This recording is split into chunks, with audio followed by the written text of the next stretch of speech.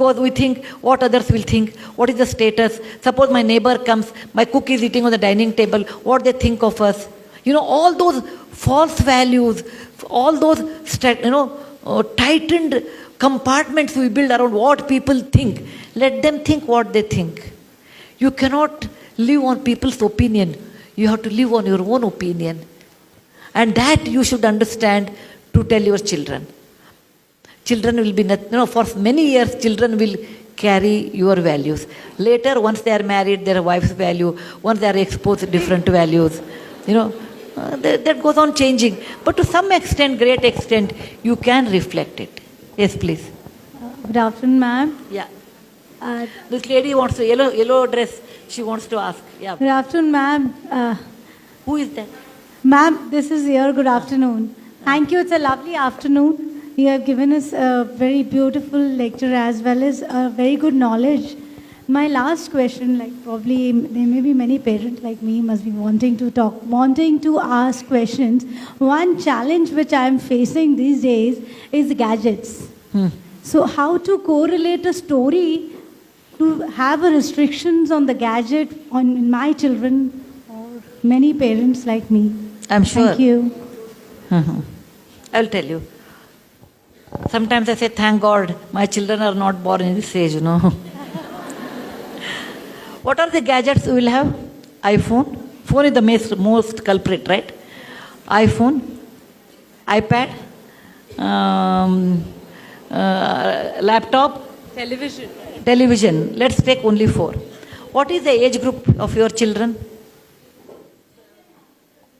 Oh, still you can control, okay. Up to 18 you can manage somehow. Once they go to college, it becomes hard. But again, okay, 10 and 13 still you can manage. Put the switch off TV. You don't see TV. Put off. Sell the TV. No see TV at home. Or if you have TV and they're really fond of TV, as a dessert, 10 minutes. Okay, as a dessert. Okay, put it off. Second thing, you have to tell children why not TV. Because once I told some film actor that anything, I can give a sermon, 2 people will understand. I can write a book, 10 people will read. If I act in a movie, thousands of people will understand. That's the result. Dangal is very, very good social message because entire country celebrates the birth of a daughter now. So, what you see in television, children absorb it with a high density. Most of the serials, with all ornament, fake though maybe fake, lot of ornament, big sindoor, and actually I'm wondering who wears that kind at home. I've never seen somebody wearing. And that chakpaki ka sari, red color, pink border, pink color, black border.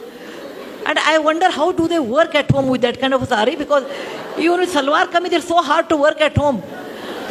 And they must be having 10 cooks at home, I feel, when I look at that. They're all unrealistic. You have to tell children, beta, they will make money.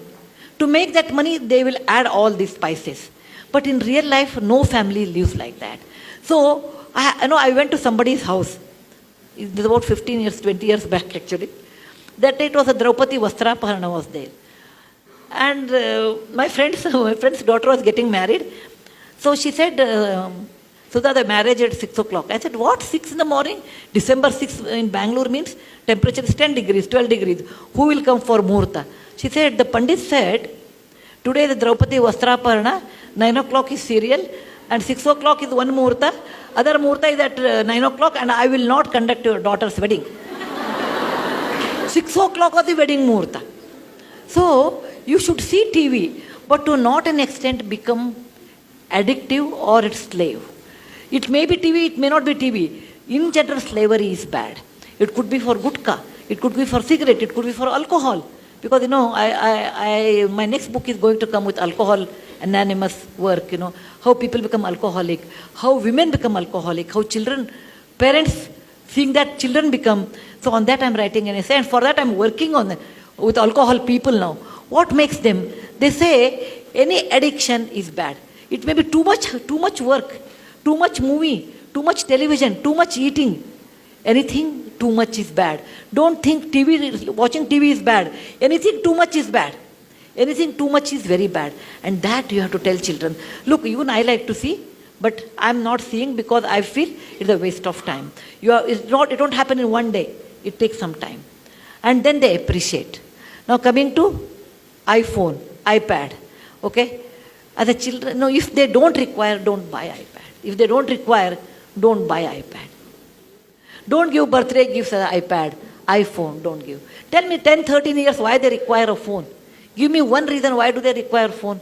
You want to call someone, call on the landline. Whom they can talk. You have to say that, why do you require a phone? Phone is meant for those people who are extremely busy, they have to communicate something. You are going school going child, why do you require it? So you say, I require phone only to talk when it is needed. You don't talk 2 hours on telephone to your mother, sister. You should not do that. I always tell, I will not talk to you for 2 hours. If I want to talk when children sleep, my sister is abroad, we want to talk sometime. When children sleep at 4 o'clock in the morning, today morning also, that habit has continued with me. If I have to talk to my brother and sister who are abroad, 4 in the morning I will call before children get up. 4 o'clock, 4 a.m. to 4:30. Because I want to communicate, but I don't want my children to say, you talk to your mother and brother half an hour and you tell us not to talk to my friends. Children give you that kind of a reply because they see. First, you have to restrain and tell children anything too much is bad. It is not TV. It is not iPad. Any habit, if you go in deep, is always bad. Okay? That's the one way. Second thing is, you sit with them and start reading with them. Nothing like reading. Nothing like quiz. Okay? Or I will tell you half story, you continue. Or you tell me what happened in the class. Okay, and you have to keep a channel open, talking about your school, your teacher, and they may use saying the teacher was not good. Never ever encourage such things. No, teacher is always right. Maybe you have mistaken. Never ever tell child your teacher is wrong. If you feel, maybe you can talk to a teacher, but never do that in front of a child. No. Yes, beta. Sudhaji, we are very happy to have you here, and there's a lot of extraordinariness in the ordinariness that you have projected. But let us tell me the question. Let us know something about the harmonious relationship that you have with your husband, because one of the challenges that today's generation face, especially when two people are working as husband and wife, is to have a harmonious relation. I don't mean in terms of, the love which is deep inside. That is what I mean to say. No, I make a joke on that.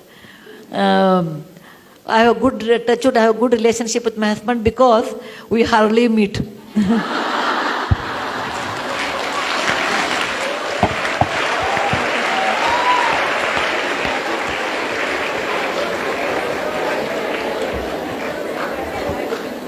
I will tell you the answer.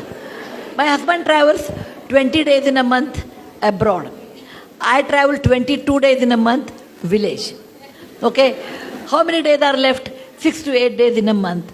So when you are with each other for 6, 8 days, why fight? Okay? No, the real reason is not that.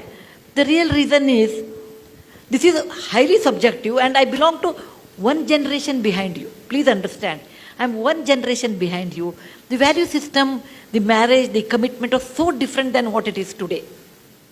You marry for life. That is the first fundamental thing. And my mother told me when I got married, if you fight with your husband and come back, I will not open the door. You have to adjust. And I married into a big joint family, which I was not used to. But one thing I realized, as a woman, every woman feels her husband should listen to her. Every woman feels. If someone says, I don't, then it's not correct actually, because that's what we expect in marriage, my husband should listen to me. Man also feels my wife should listen to me, that we don't worry. Over a period of time, I realized a person like Murthy, who eats, breathes, drinks Infosys, cannot spare any time for us, for the family. It is like a tapas. In olden days, Rishi used to go sit in a forest and do tapas. Today, you can sit in the electronic city and do tapas. Okay? The result of that tapas is Infosys. A son of a school teacher can build an empire like Infosys in one's lifetime of 30 years. It's not a joke. That means the person should be dedicated his entire life for that, dreaming about it, talking about it. Then what is his wife's duty? Expecting you have to take me out for a movie, you take me out for a birthday, you take me out for this. None of them are possible in his life. So, accept a person as he is. That is what I tell women. Accept your husband what he is. What he is not, don't imagine he should be like a Shah Rukh Khan. No. Accept your husband, that bundle. Some good points, some negative points. Because I have some plus, I have some minus. Accept your husband what he is. And the moment you accept, life becomes easy. Second thing, little bit philosophically I thought. After some time, not immediately after marriage, maybe after 5-6 years I realized.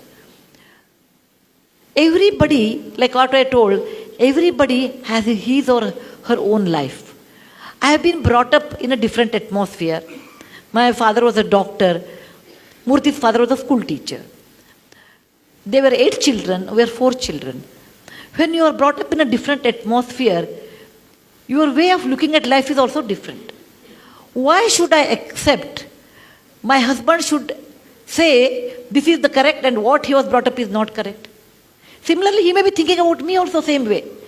Do not expect to see what you see through your eyes, your husband also should see the same way.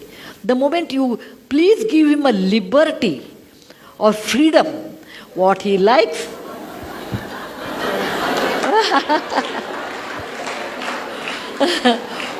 please allow him the liberty or the freedom, what he likes, why he wants to spend money on A, B, C, D, unless it's harmful for the family. Suppose he gives a little more money to your mother-in-law, little more money to sister-in-law. Let us assume that way. You may get upset for a minute, but you should also remember, whatever said and done, my husband used to do a lot more, actually. Lot more to mother-in-law, to his wife, compared to wife. Initially, as we get upset, then I realized, I I knew my husband at the age of 26. First 26 years, who has taken care? She. She deserves more. She deserves more. Tell your mind, don't compete with her. After all, he was her son first, then my husband later.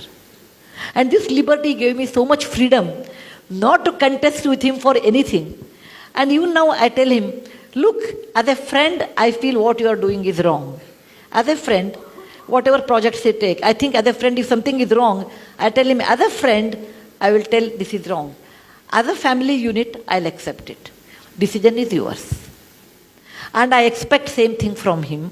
And he does that. As a friend, Sudha, this is not correct. As a family, I accept it. So, allow the freedom of men, and they should allow your freedom. That's the reason behind every successful woman, there is an understanding husband.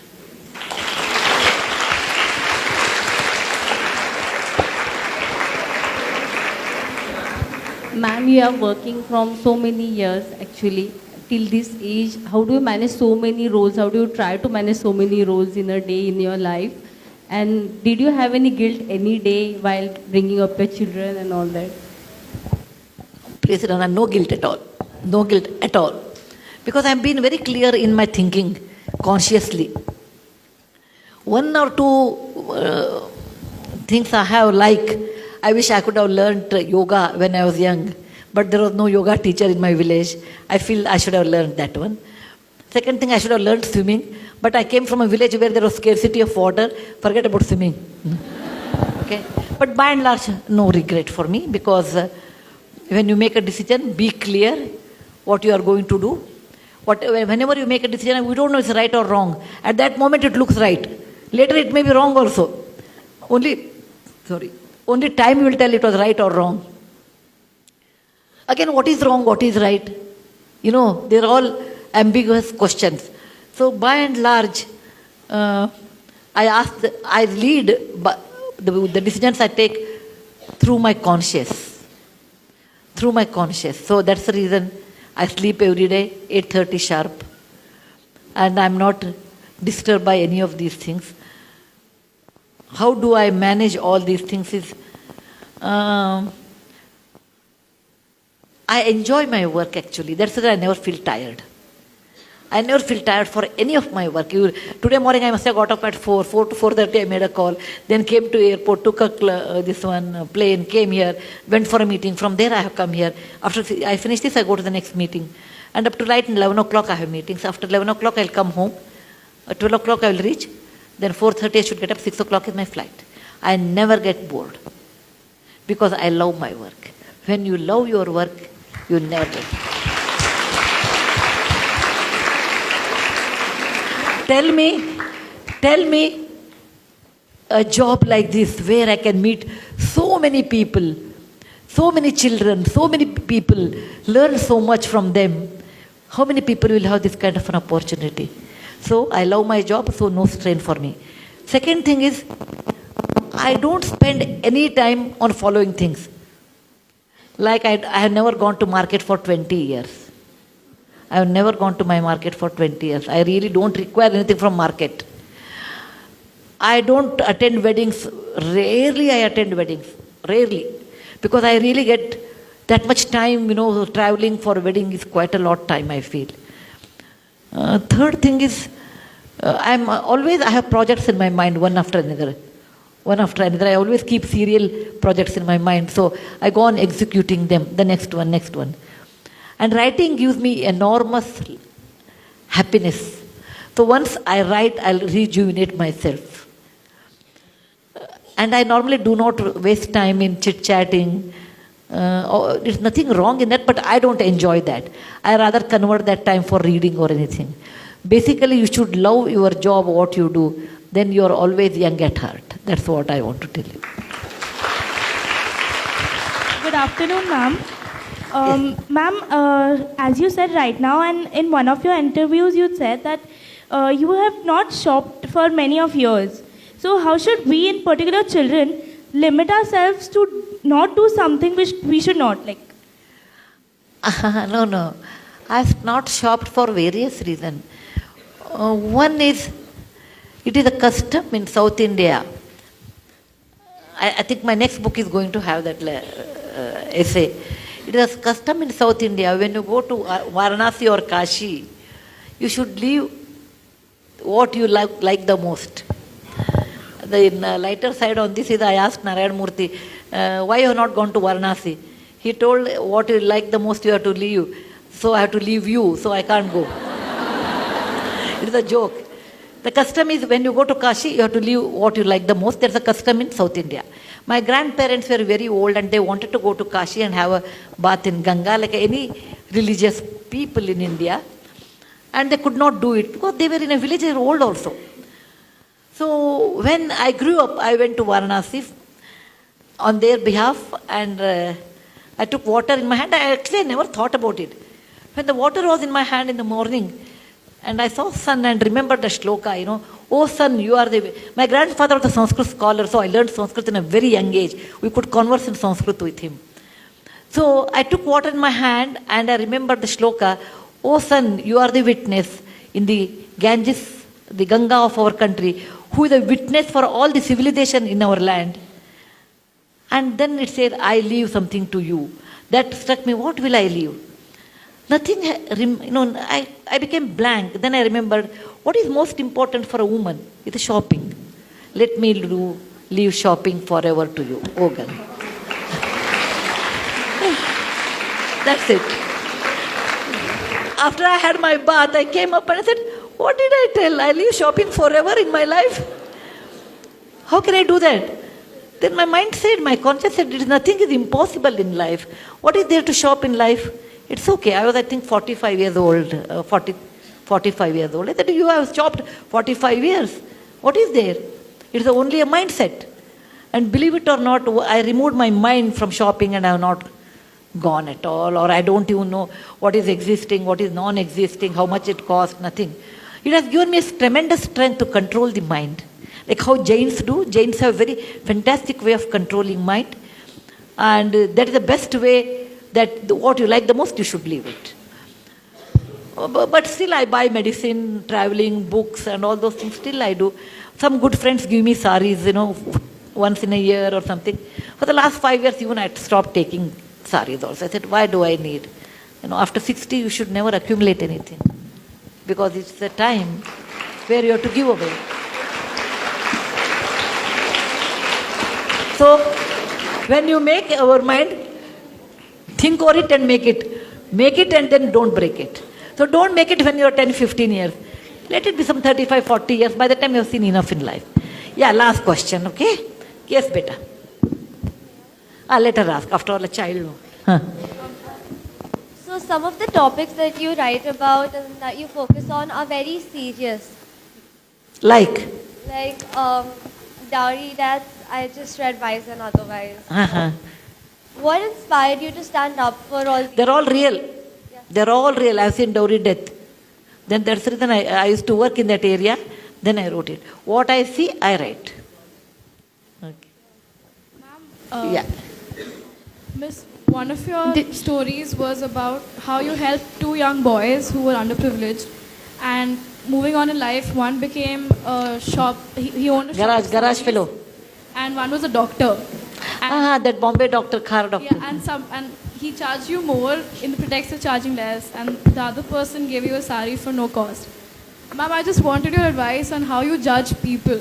I mean, how would you know what a person's intentions are? And how do you filter out yourself the people who mean well and people who don't? It's very difficult actually how to know what person is. Because everybody talks very sweet to you. Particularly when you have a lot of money to give, people will be very nice to us. Okay? But if someone talks too much about me, I think ati vinayam durta lakshanam. That means this fellow you never know. Second thing, if you don't expect anything, whether they give or not doesn't matter. But by and large, you can, over a period of time with your experience, 90% of the time you can make out what is their intention. And if someone says, okay, I will do all these too many things, then you have to take a pinch of salt. So by and large, we realize, but sometimes we do go wrong. It's a human nature. Greed it is not the people. Greed makes them to do that one. If you can make out that person has a greedy trait, then you know this fellow is going to googly to me later in life. Did you always know you wanted to write and become an author? Was that your passion from the beginning? Did I know diary? Did you always know you wanted to write a book when you grew up? No, actually, I was quite, please sit down, I was quite blank about my future when I was young. I used to read, go to school, learn, always reading. And then I have taken life as it came. But maybe by 16, I made up my mind what I want to become. I wanted to become an engineer and I wanted to write. So at 16 or 17, I decided what I want to become. Before that, no. Before that, like a carefree. It's okay. Thank you very much.